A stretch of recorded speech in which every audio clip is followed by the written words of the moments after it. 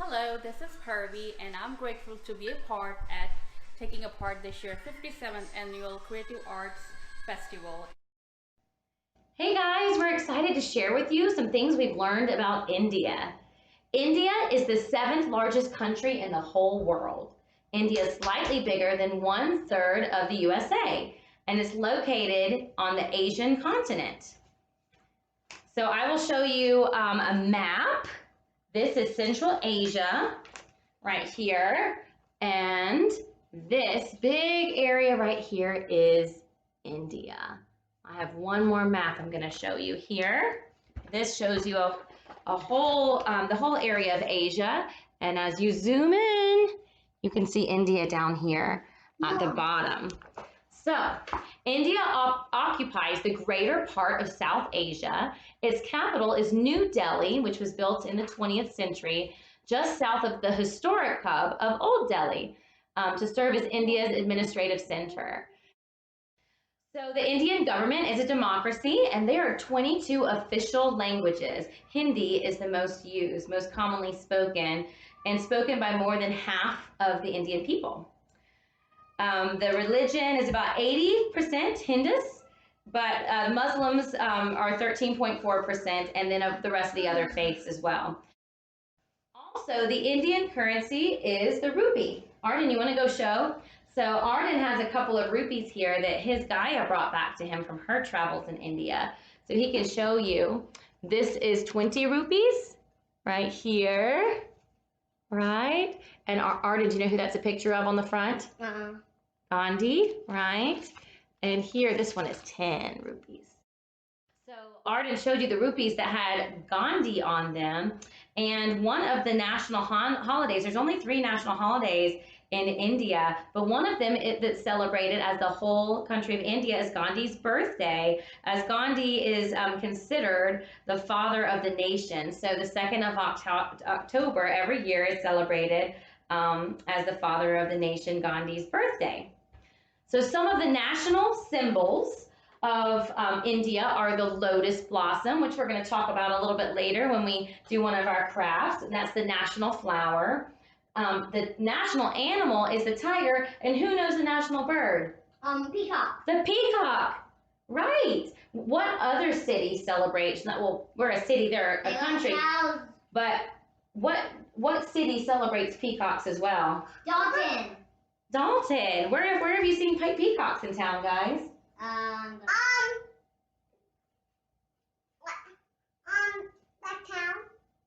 Downtown, yes. So just like Dalton, India celebrates the peacock. So we want to share the Indian flag with you as well. So Arden and Georgia created the flag of India before we began.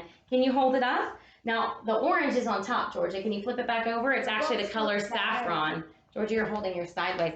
So the flag of India, Arden and Georgia both made a flag before we started. Arden, can you show yours? Very good. And here is a picture of the flag of India right here. And so it's a tricolor flag, and it has saffron, which is the orange color, white, and India green. And in the center is the Ashoka Chakra, which is a wheel with 24 spokes, which is also kind of known as the Dharma chakra, but it's the symbol of Dharma, of all the ways of life. So Gandhi first proposed this flag to the National Congress in 1921. And in the center is a traditional spinning wheel symbolizing Gandhi's goal of making Indians self-reliant by fabricating their own clothing between a red stripe for Hindus, and a green stripe for Muslims as well. So I'm kind of representing those two coming together equally. So the saffron and the green have to have the equal spacing. And white in the middle represents all the different religions and groups of people that come together as well, but all living together. These 3 bands were then all living together under the Ashoka chakra. And so the bands were symbolized so that they represent courage and sacrifice, peace and truth, and faith and chivalry, respectfully. All right, so you ready, guys? Arts and culture are really important in India. Culture plays an important role in the development of any nation, but in India, it's certainly. So arts and culture play an important role in the development of any nation, but in India, it's very true. The arts and culture represent a set of shared attitudes, values, goals, and practices. So India has one of the world's largest collections of songs, music, dance, theater, folk tradition, performing arts, rites and rituals, paintings, and writings that are known as the intangible cultural heritage of humanity. So in order to preserve all of the cultural elements and the arts in India, there is actually a Ministry of Culture that implements a number of schemes and programs aimed at providing financial support to individuals, groups, and cultural organizations engaged in performing visual and literary art. So a part of the government is dedicated to supporting life as the artist. Indian snake charmers learn how to protect themselves against snake venom in their children. Cobras are one of the most deadly snakes on earth. And the Indian snake charmers, a lot of them use cobras, right? Mm-hmm. Wow. Another movement form that began and was born in India many, many, many years ago is what? Yoga. Yoga. And we happen to have our very own yoga expert in the family. And she's named Gaia.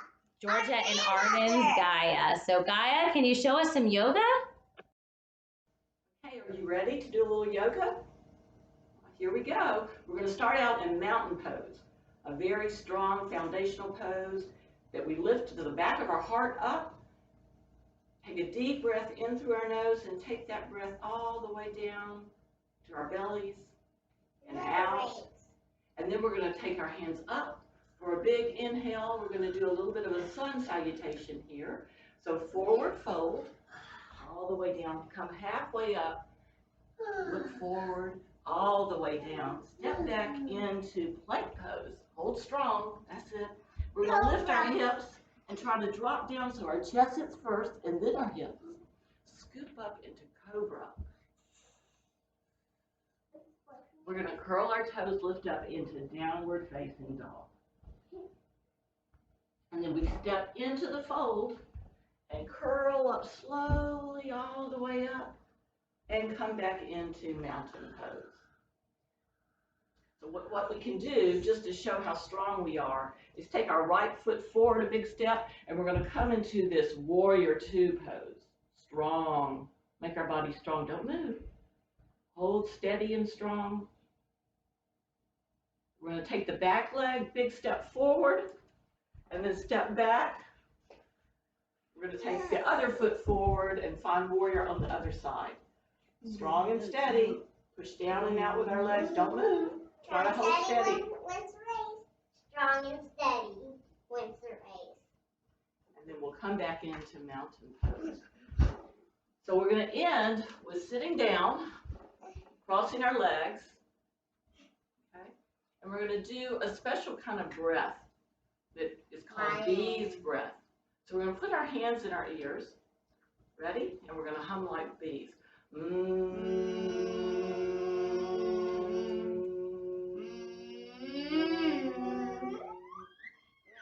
stop. Let's do it again. Inhale.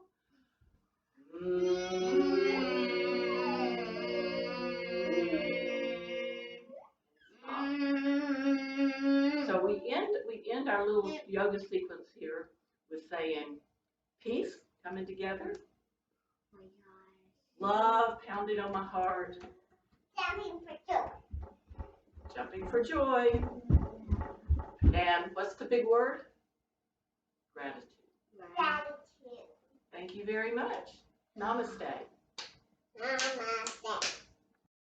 Okay, so we're ready to start our first craft for India.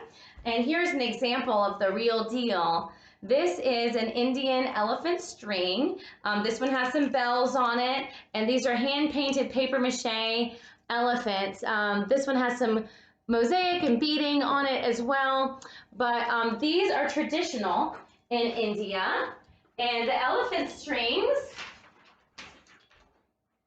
The elephant strings are hung in doorways and other entry points, and they are said when you keep elephants in your home, it brings in prosperity and good luck, protecting you from everything evil and negative. Therefore, you can hang these strings of elephants in or on your bedroom door, or even at the entrance to your home. So on this one, the trunk is facing upward, which is the good luck and prosperity. So that's important too. I think if the trunk is facing downward, I think the story goes that means more babies are on its way. It also has a symbol of fertility that way. But with the trunk up, that means good luck and prosperity and warding off all that is evil. So again, here's the example, and we're going to make some of our own today. So in your bag, Can you show the pink one? you want to show the pink one? Which one's the, oh yes, George's favorite color is pink, so we have to look right there at the end. How beautiful. So we're going to make our own version of this today. So in the bag that you picked up at the India tent at the Creative Arts Guild, you have a piece of paper. It's a cardstock. Everyone's color is a little bit different. And you can pull that one out and get some scissors and cut out all 5 of your elephants. So we already did that ahead of time, so you didn't have to watch us cut. So you feel free to pause the video and do your cutting first, but we are ready for step 2. So the second step, if you're now done cutting, the second step is for both of you to get out from your bag the white string, the white cord, and not the beads yet, but just the tassel at the bottom. So the white cord and the tassel. So look in yours, and this is Asher's, right? So look in yours and get out your white string. Yeah, I'll help with that. So we have our 5 elephants, different colors. This one's Asher's. I'm gonna let him come in a minute. Okay. But the elephant paper in his bag is still full. No, this is the example. We have Asher's, and then this is a different example. Okay, so yes, Arden has the right idea. What you're going to do is take the little tassel first and take it all the way down to one end of your string, and then you're going to give it several knots. So 1, 2, 3 maybe will probably be good. And then that is going to be the bottom of your string. So hold that right there, Arden. And Georgia, let's do yours. Do you have your string and your tassel? Let's see, good. There's your tassel. And you can bead, but we're doing 9 beads in a row, just 9. So again, I'm gonna start with Georgia's, and I'm gonna do right at the end of the string, 1, 2, 3. All right, so now I just told Arden to do this, but you have a mixture of beads in your bag. The next thing you're gonna do is put 9 beads. Can you do 9 beads, Georgia? I love playing with beads. 9 beads. I don't think you're allowed to. So feel free to pause the video now and do 9 beads, and we are going to come back to you when we are done with our 9 beads. Okay, we're back. Arden and Georgia both have 9 beads, so hopefully you do as well. So here on Arden's, he has his tassel at the bottom and then 9 beads. So then the next step is to do a double knot. 1, just big enough so that the knot, 1 knot I'm not sure will keep the beads totally in place, but 2 should. So what we're going to do is do a double knot, and then we're going to think about the spacing of adding an elephant. Later we're going to come back and tape our elephants.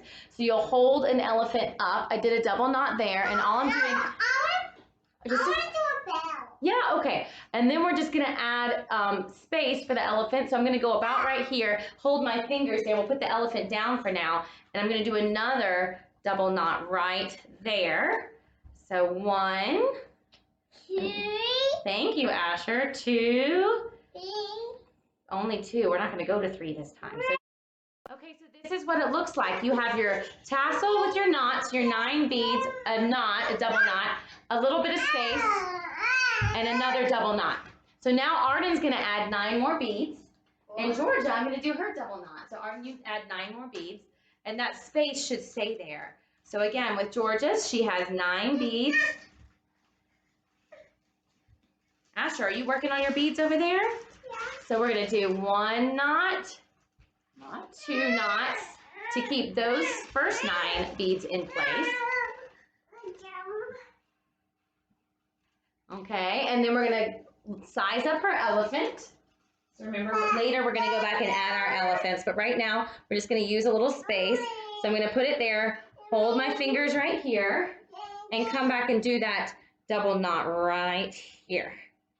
1. Yeah. Gosh, there's a good helper on the counting these days. 2. Okay, so now I'm gonna let Georgia add another 9 beads.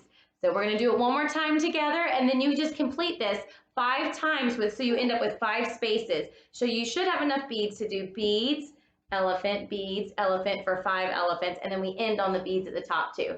So here we go, Georgia. Go ahead and do 9 more, and we're gonna pause and let you guys pause the video, and we'll catch up with you soon.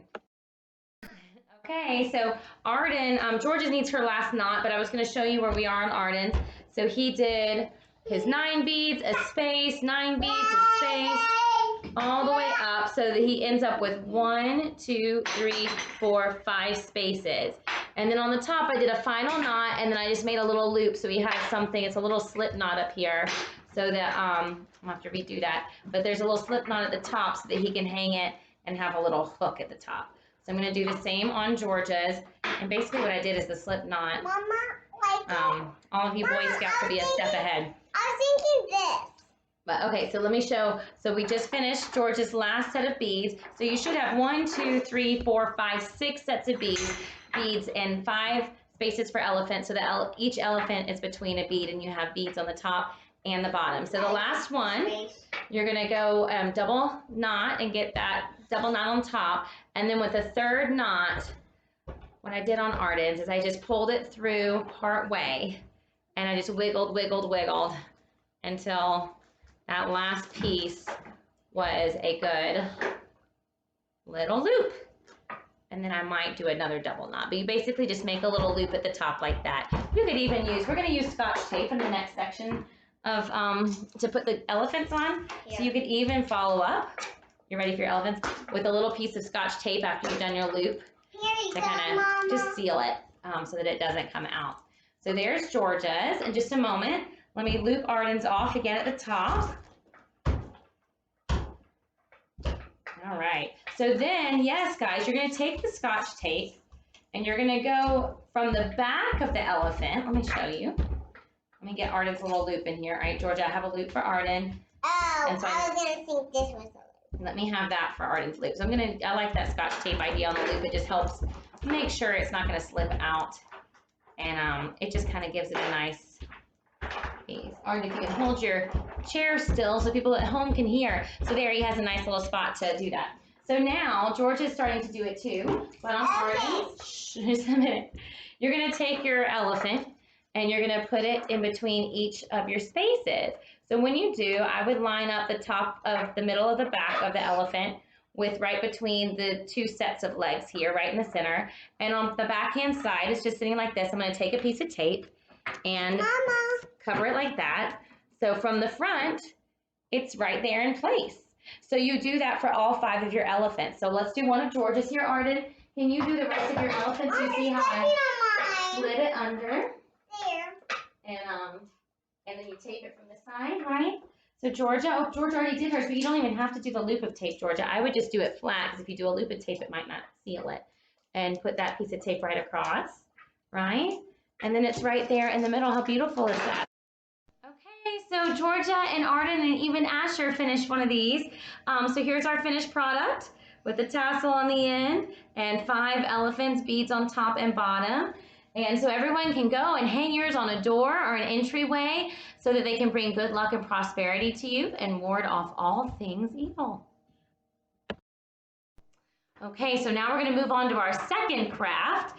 And our second craft is Mindy, otherwise known as henna. That's probably what you know it as. So henna is a paste associated with positive spirits and good luck. So henna is, we normally have it at our in-person festival where you paint the paste on your hands. A lot of floral designs are used. And then as it dries, it hardens and you can kind of brush it off, and it also reacts with the skin and leaves a stain, so kind of a temporary tattoo. So Indian wedding tradition calls for a Mindy ceremony. So often the night before the wedding, brides can sit for up to 4 hours or more getting this henna or mehndi ceremony placed on them. So it's a way of wishing the bride good health and prosperity as she makes her journey on to marriage. So I mentioned floral patterns were used a lot. So in particular, the lotus flower being the flower of India, but also its symbolism of purity and new beginnings is perfect for the wedding ceremony. This is something I didn't really know. One of the core significance of applying mehndi is to utilize its natural medicinal herbal remedies. So it cools the body and relieves the bride of any stress before her big day.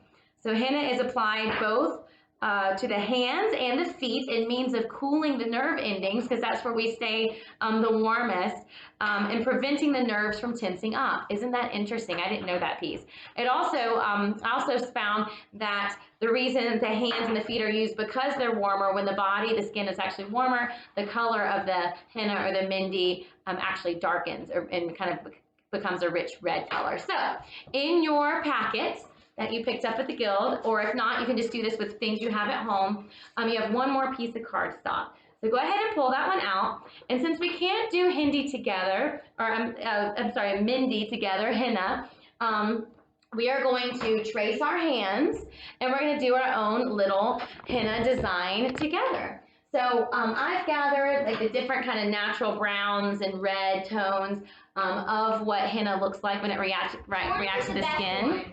Oh, everyone can take turns. And I would make sure you have room for both hands, guys. Try to move your hand over. And if you need help tracing your hands, I can. Otherwise, everyone can trace their own hands.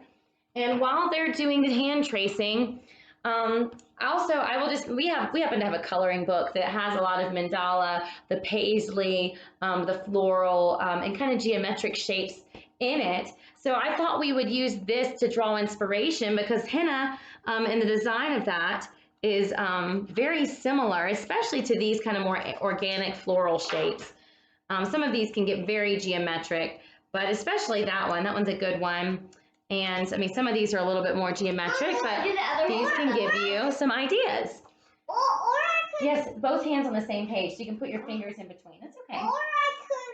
So I would put your hand like, maybe turn it this way and put your thumb underneath. Yeah, and trace it. It can even go off the page. So you can trace your whole hand down that way.